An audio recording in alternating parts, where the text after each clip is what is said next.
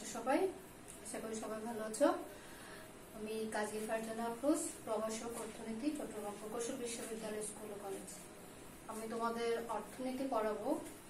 অর্থনীতি সাবজেক্টের সাথে অনেকে পরিচিত, আবার অনেকে পরিচিত না। যাদের ব্যাকগ্রাউন্ড আর্টস ছিল তাদের হয়তো এটার সাথে কিছুটা পরিচিতি আছে, কিন্তু যারা অনেকে আছে তাদের বিষয় পরিবর্তন করে সায়েন্স থেকে কেউ এসেছো, আবার কেউ কমার্স থেকে এসেছো, তাদের সাথে খুব একটা পরিচিতি নেই, এটুকু আমি বলতে পারি। কিন্তু আশা করছি তোমরা যদি মনোযোগ সহকারে তোমাদের ক্লাসগুলো করো, তোমাদের খুব একটা সমস্যা হবে না। ঠিক আছে? তোমরা চেষ্টা করবে নিয়মিত ক্লাসগুলো করতে। আমি তোমাদের যতটুকু পারি চেষ্টা করব তোমাদের ক্লাসগুলো পরিষ্কারভাবে বুঝিয়ে দেওয়ার জন্য। আসলে পরিবেশ পরিস্থিতির কারণে তোমাদের সাথে আমাদের সরাসরি ক্লাসগুলো আমরা নিতে পারছি না। এখন পরিবেশ পরিস্থিতি যখন ঠিক হবে, সুস্থ হবে চারিদিকে, তখন আমরা তোমাদের সাথে সরাসরি ক্লাসগুলো নিব। তোমরা তখন আরেকটু সহজ হবে তোমাদের বুঝতে। আমরাও বুঝতে পারছি আসলে অনলাইন ক্লাসে সরাসরি তোমাদের সাথে আমাদের ওভাবে যোগাযোগটা আমাদের হচ্ছে না। তোমরা যোগাযোগ করতে পারো, তোমাদের রুটিন দেওয়া আছে প্রত্যেকটা শিক্ষকের, তোমাদের যে ডায়েরিটা দেওয়া আছে ওখানে শিক্ষকদের নাম্বার দেওয়া আছে, তোমরা চাইলেই যোগাযোগ করতে পারো তোমাদের যদি কোনো সমস্যা হয়। আচ্ছা, আমি তোমাদেরকে তোমাদের বুক লিস্টও তোমাদের ওয়েবসাইটে দেওয়া আছে। তারপরও আমি আরেকটু বলে দিব, তোমাদের আমি পড়াবো অর্থনীতি প্রথম পত্র। আজকে যেটা পড়াবো সেটা হচ্ছে অর্থনীতি প্রথম পত্র। লেখক হচ্ছে রঞ্জিত কুমার নাথ এবং এটার প্রকাশনী হচ্ছে হাসান বুক হাউস। তোমরা এই বইটা কিনে নিবে। এর পরবর্তীতে আমরা আস্তে আস্তে সেকেন্ড পেপারটাও শুরু করব, কারণ এখন তোমাদের প্রথম পত্র দ্বিতীয় পত্র একসাথে দুইটা পত্র একসাথে পড়াতে হয় প্রত্যেকটা ইয়ারেই, যার কারণে আমি দুইটা একসাথে কন্টিনিউ করব।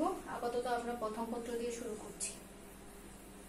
তাহলে আমরা যদি প্রথম পত্র দিয়ে শুরু করে, আজ তোমাদের এটা সম্পূর্ণ নতুন একটা সাবজেক্ট, নতুন বিষয়। তোমরা এসএসসি লেভেলে পড়াশোনা, এসএসসি পাস করে এইচএসসি লেভেলে ভর্তি হয়েছো, অর্থাৎ কলেজে ভর্তি হয়েছো। তোমাদের নতুন করে সবকিছু নতুন ভাবে শিখতে হচ্ছে, নতুন করে জানতে হচ্ছে, এবং তোমাদের এই পরিবেশটাও, অনলাইনে ক্লাস করার পরিবেশটাও তোমাদের জন্য সম্পূর্ণ নতুন। তার কারণে হয়তো তোমাদের মানিয়ে নিতে একটু কষ্ট হবে, কিন্তু আস্তে আস্তে তোমরা মানিয়ে নিতে পারবে আমি আশা করছি। তাহলে আমাদের যে পড়ার বিষয়টা সেটা হচ্ছে অর্থনীতি। অর্থনীতিটা আমাদের যে পড়ার যে পরীক্ষার যে পদ্ধতিটা আছে, সে পদ্ধতিতে তোমাদের প্রত্যেকটা, প্রথম পত্রে 10টা চ্যাপ্টার আছে, দ্বিতীয় পত্রে 10টা চ্যাপ্টার আছে। প্রত্যেকটা চ্যাপ্টার থেকে মিনিমাম একটা করে প্রশ্ন হয়। তোমাদের মোট 11টা সৃজনশীল প্রশ্ন হয়। প্রত্যেকটা সৃজনশীল প্রশ্নের 4টা পার্ট আছে, তোমরা আগে থেকে জানো। তোমাদের 11টা প্রশ্ন থেকে তোমাদের 7টা প্রশ্ন পরীক্ষায় অ্যান্সার করতে হবে। আর 30 নম্বরের তোমাদের নৈবেত্তিক আছে, তোমরা নৈবেত্তিক 30 নম্বর, আর 7টা সৃজনশীল প্রশ্ন 70 নম্বর, মোট 100 নম্বরের পরীক্ষা। আমি আশা করছি তোমাদের খুব একটা সমস্যা হবে না যদি তোমরা নিয়মিত ক্লাসগুলো করো। তাহলে তোমাদের ক্লাসটা আমি শুরু করতে পারি আশা করি। আমাদের বিষয়টা আসলে তোমাদের যে আমি টপিকগুলা একটা একটা করে ক্লিয়ার করে দিব। তোমরা টপিকগুলা যদি ক্লিয়ার করতে পারো, তাহলে তোমাদের সৃজনশীল প্রশ্ন যেভাবে আসুক না কেন, যেখান থেকে আসুক না কেন, তোমরা পরীক্ষায় কি করতে পারবে, অ্যান্সার করতে পারবে। যেমন আমি একটা টপিক তোমাদেরকে ক্লিয়ার করে দিব, ওই টপিক থেকে যে কোনো ধরনের প্রশ্ন আসুক, তোমরা চাইলে পরীক্ষায় কি করতে পারবে, লিখতে পারবে। শুরুতেই আমাদের প্রথম চ্যাপ্টারটার নাম হচ্ছে মৌলিক অর্থনৈতিক সমস্যা এবং সমাধান। মৌলিক অর্থনৈতিক সমস্যা এবং সমাধান জানার আগে আমাদের জানতে হবে অর্থনীতি বিষয়টা কি। অর্থনীতি বিষয়টা কি?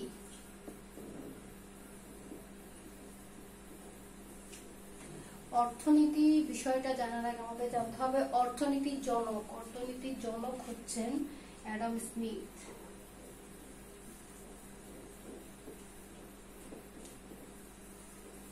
অর্থনীতির জনক হচ্ছেন অ্যাডাম স্মিথ, অর্থাৎ যিনি অর্থনীতিকে সম্পূর্ণ একটা বিষয় হিসেবে রূপদান করেছেন, বিষয়টাকে সম্পূর্ণরূপে ব্যাখ্যা দিয়েছেন।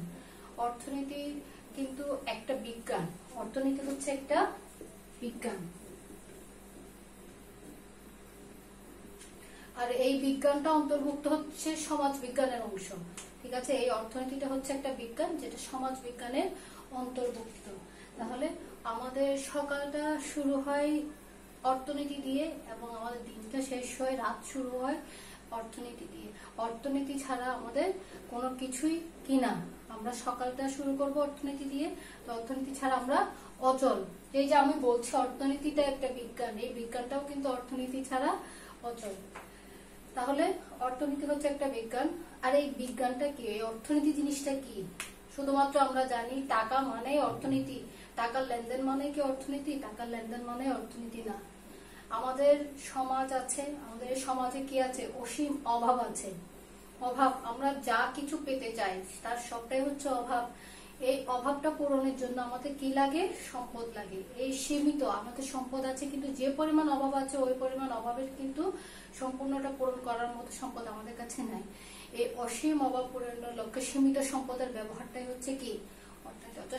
একেবারেই যে তোমরা, আমি বলছি একটু আগে যে ঘুম থেকে উঠে তোমরা দাঁত ব্রাশ করো পেস্ট দিয়ে, ওই পেস্ট আর টুথব্রাশটাও কিন্তু হয়েছে টাকা দিয়ে। তাহলে এখানে একটা লেনদেন হয়েছে, তাহলে এটাও অর্থনীতির অংশ। এরপরে তোমরা খাও, ওটাও কিন্তু অর্থনীতির অংশ।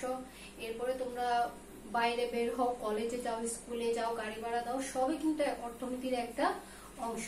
তাহলে এই অর্থনীতিতে সমস্যাটা কি, যেটাকে আমরা বলছি মৌলিক অর্থনৈতিক সমস্যা, ঠিক আছে? অর্থাৎ আমাদের মূল সমস্যাগুলো কি, সেটাই হচ্ছে মৌলিক অর্থনৈতিক সমস্যা।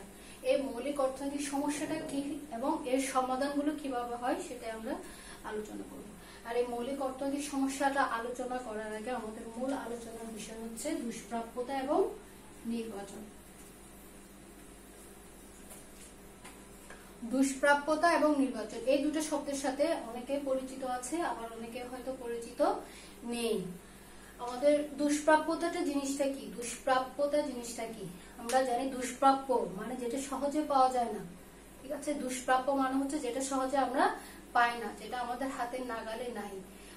তাহলে অর্থনীতিতে কেন দুষ্প্রাপ্যতাটা চলে আসছে? এই যে সমস্যা, মৌলিক অর্থনৈতিক সমস্যার কারণে দুষ্প্রাপ্যতার বিষয়টা আমাদেরকে কি করতে হচ্ছে? আলোচনা করতে হচ্ছে। যেটা আমরা সহজে পাই না, যেটা আমাদের হাতের নাগালে নাই, যেটা পেতে আমাদের কষ্ট করতে হয়, এটা হচ্ছে দুষ্প্রাপ্যতা।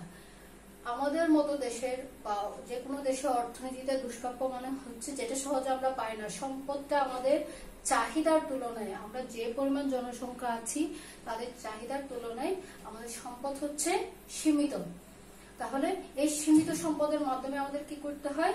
অভাবটা পূরণ করতে হয়। তাহলে যে অভাবটা আমাদের গুরুত্বপূর্ণ ওটাই আমরা পূরণ করতে পারি, সব ধরনের অভাব আমরা পূরণ করতে পারি না। তাহলে এটা হচ্ছে কি? দুষ্প্রাপ্যতা। অর্থাৎ আমরা যেটা সহজে পেয়ে যাচ্ছি না। যেমন তোমাদের একটা সরাসরি উদাহরণ দিই, তোমরা সবাই স্টুডেন্ট, তোমাদের এই যে অনলাইন ক্লাস করার জন্য হয় অ্যান্ড্রয়েড ফোনের প্রয়োজন আছে অথবা ল্যাপটপের প্রয়োজন আছে। এখন সবাই অ্যান্ড্রয়েড, হয়তো এক একজনের অ্যান্ড্রয়েড ফোন এক এক রকম, কারো ফোনের মডেলটা একটু ভালো, আবার কারো একটু কম দামি মডেলের ফোন ব্যবহার করে।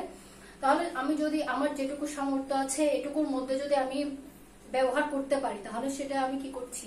ব্যবহার করছি। কিন্তু আমি বলছি যে না, আমার এই মডেলের মোবাইলটা আমার পছন্দ না, আমার এর চেয়ে ভালো মডেলের মোবাইল লাগবে, তাহলে সেটা আমার জন্য কি?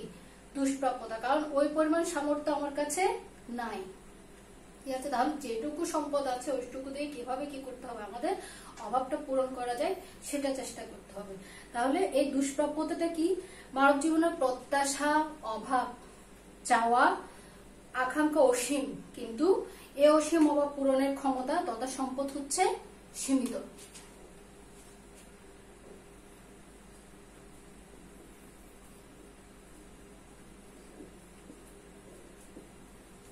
এই সীমিত সম্পদকে বলা হচ্ছে কি? দুষ্প্রাপ্যতা। এটার প্রবর্তক হচ্ছে কার্ল মেনজার। কার্ল মেনজার কি বলেছেন?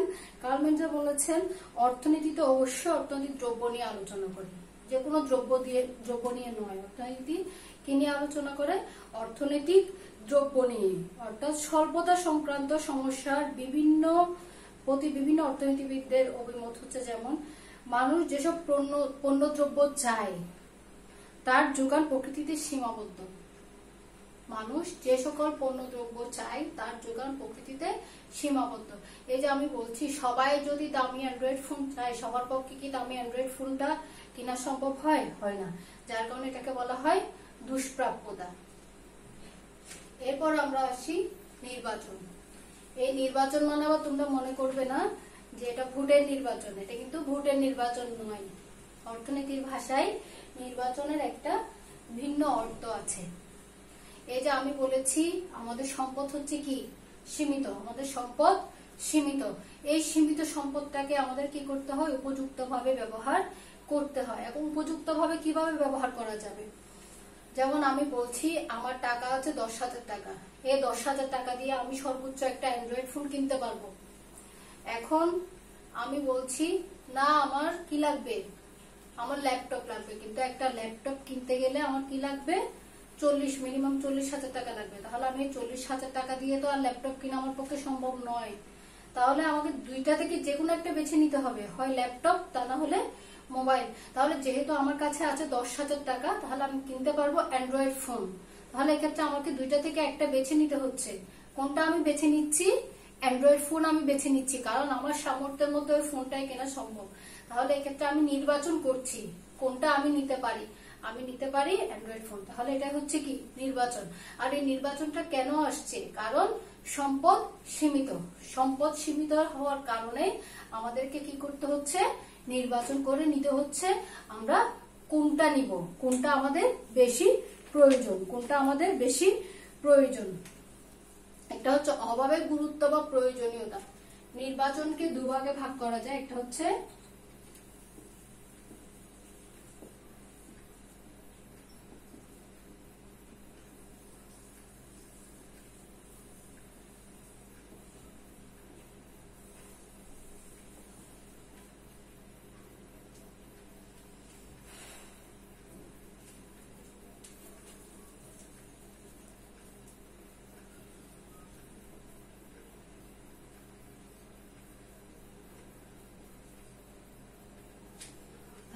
সম্পদের উত্তম ব্যবহার, একটা হচ্ছে অভাবের গুরুত্ব বা প্রয়োজনীয়তা। নির্বাচন আমাদের নির্বাচন করতে হয়।